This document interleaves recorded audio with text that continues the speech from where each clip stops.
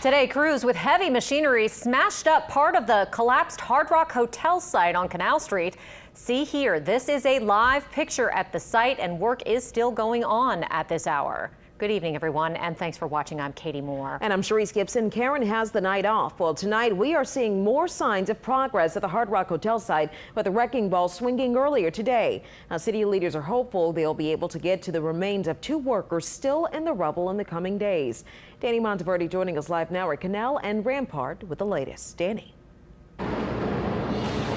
Yeah, Sharice, the wrecking ball was swinging today, and it's swinging tonight as well. We'll take a live look. You can see some of the dust is literally just settling after the wrecking ball just crashed down again on this one wall of the Hard Rock on Rampart Street. You see it raising up again. Fire Chief Tim McConnell said getting out a lot of those dangerous hanging pieces of debris is key to getting those bodies out, and we got some new details about that process today.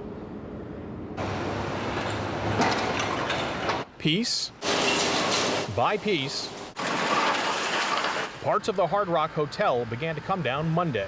All the preparation is done, and we are now fully into what we call the recovery phase of this process. Part of that involved the tedious work of knocking down a partially collapsed wall of the Hard Rock on North Rampart Street.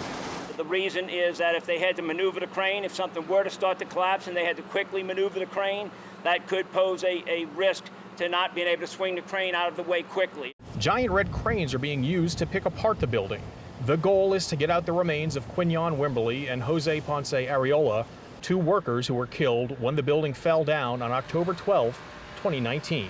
Quinn will be the first based on where he's positioned, and then the following week, and again a phased approach, we'll go and get Jose. Fire Chief Tim McConnell warns the work isn't without risks and says there's always a chance unexpected collapses could cause new delays with the timeline to get the remains. I always stress that this is a very dangerous and unstable building, and if things start to shift, that could change. And so there you hear Fire Chief Tim McConnell talking about what could change in this. But again, tonight you see that wrecking ball dangling, presumably any second now. They're going to lower it again to start to remove pieces of that partially collapsed wall. We've seen that happen dozens and dozens of times this afternoon. The work has been going on since about 2:30 or so. They say they don't expect it to take that long to get that wall, what's left of it, removed.